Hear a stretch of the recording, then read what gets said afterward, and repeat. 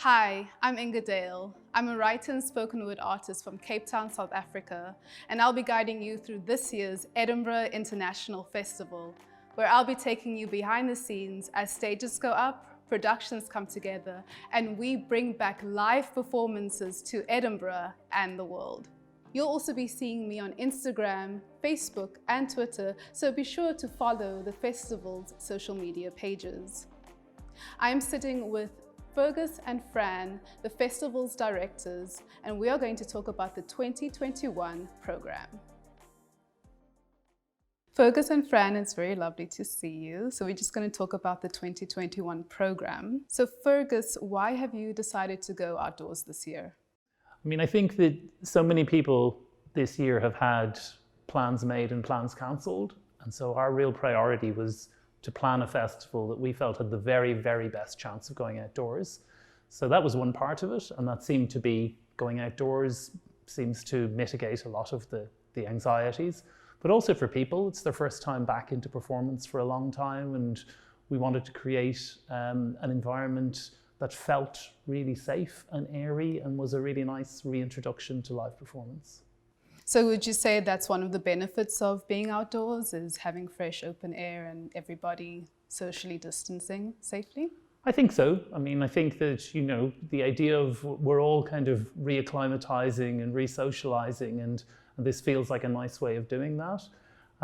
It's also about the performers as well. So we've a huge number of people working, and we want to create the very best and very safest circumstances for them as well. Can you talk about some of the outdoor venues? Sure. We've got three major outdoor stages. One in the Old College Quad on Nicholson, which is a very beautiful site. It's the sort of original site of the university.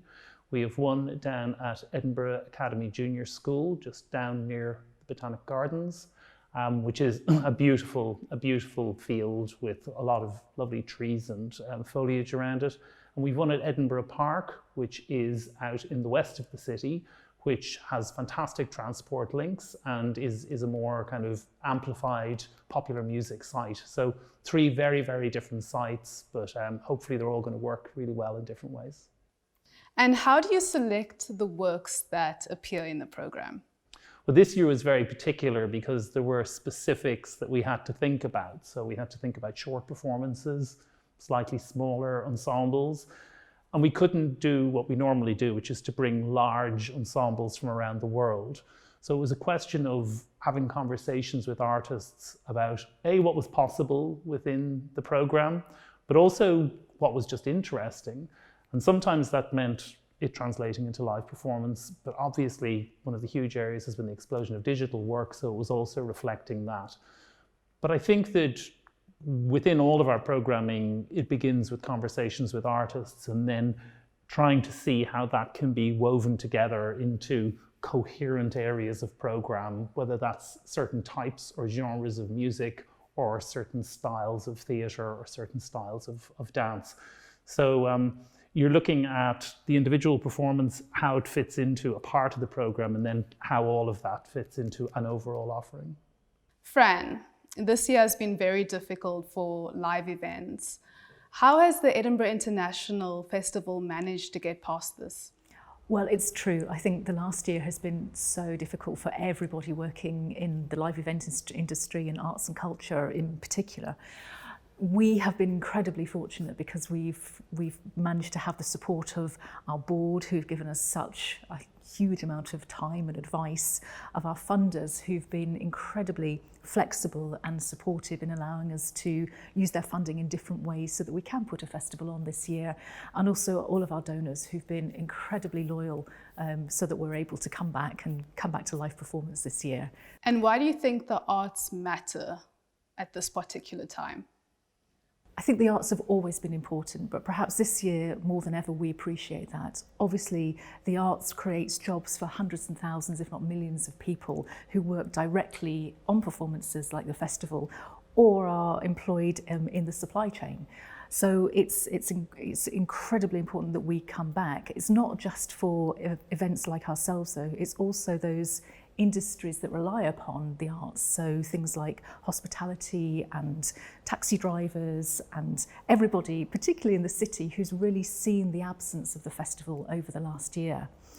The other aspect of it is really the personal, and for sure over the last year we've all perhaps relied upon the escapism that things like TV and film and music and poetry and books can bring us. So I think I for one am certainly kind of more appreciative than ever of the arts. And let's talk about the performances that are available online this year and for free. There are very different reasons for going online. It has been, I think, extraordinary this year how much the performing arts, the live performing arts, has learnt about online, digital, broadcast.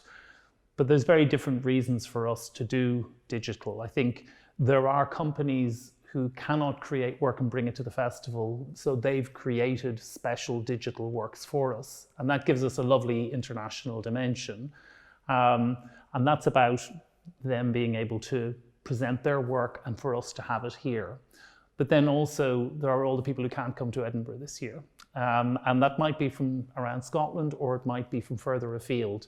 And it's giving as many of those people access to the festival as possible. And of course, one of the great things about that is it's not just people who might normally come. We hopefully are going to reach all sorts of people, both who've heard about the festival but haven't come, or maybe they're going to be new to the festival completely. And what are you most excited for the 2021 programme? This year, the thing I'm most looking forward to seeing again is our audiences, because we haven't seen them since 2019. So I'm really looking forward just to being in a venue with other people, all enjoying the same performance at the same time. That's the thing I'm really looking forward to seeing. And anyone that you're excited to see perform this year? Well, the event that I'm most looking forward to, I think, is our opening event with Company Carabos at the Royal Botanic Gardens, because that event always signals the beginning of something. And it's the first time that we see Edinburgh really turn out for the festival. So that's a sort of note of optimism that I always really enjoy at the festival. What about you, Fergus? I mean, I think, you know, one of the reasons we love artists is because they kind of make sense of things for us a little bit.